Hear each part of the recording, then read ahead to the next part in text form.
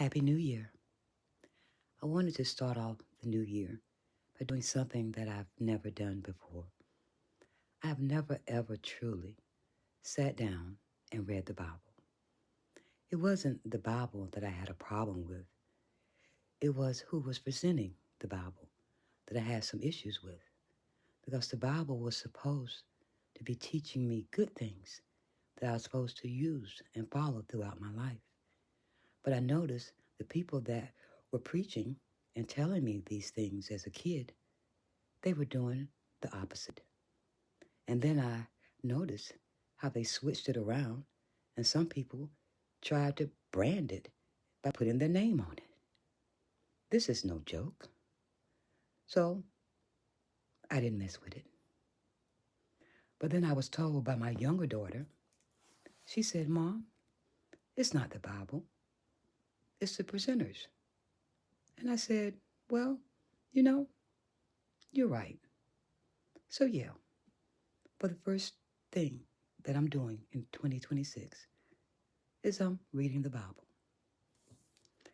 I found it somewhere deep in the cabinet. I don't know why I went to that cabinet. When I opened it, there it was. It was my mother's Bible. It looked like it had never been opened. I think she left it for me. So what I wanted to do was to enlighten you as well, thinking maybe you may be as curious as I am. So the first thing we're going to talk about is, what is the Bible? The Bible, a book of books. Thousands of years ago, it was said, of making many books, there is no end.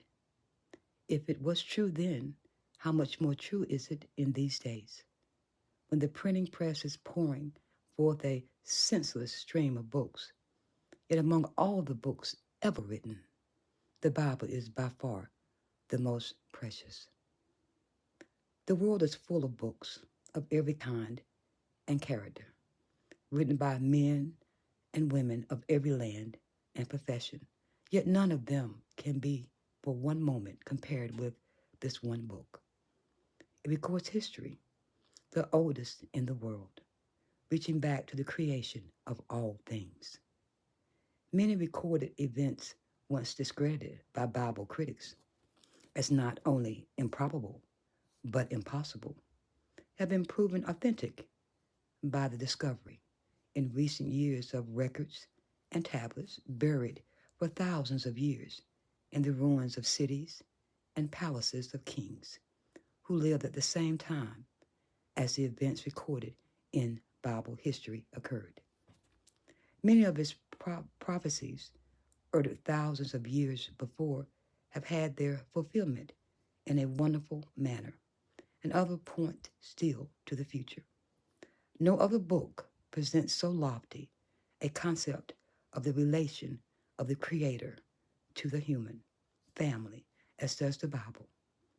God walking, talking with, and through his Son dying for them. Man.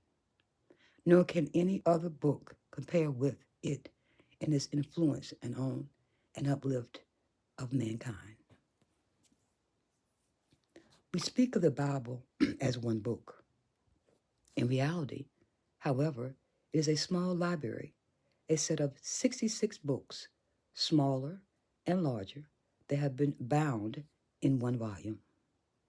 They have various authors, numbering about 36 in all. The oldest of those is Moses, the Hebrew prophet and lawgiver who wrote about 1,500 years before Christ. Many of the authors were unlearned men, yet there came from their strokes of their rude pens characters immortal, everlasting characters that stand like rocks among the waves of time, created in a few words by a bare recording of great events that was said and done. The latest author is John the Evangelist, who wrote the Revelation, about 100 years after Christ. So we see the Bible was about 1,600 years in preparation. No other single book has such a chronological record as this.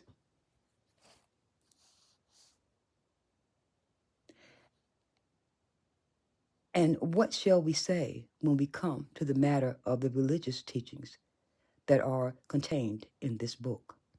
Searching all the religious writings of the heathen world for anything that can be compared with the 10 Commandments. In all the world, they have become the foundation of good law and government.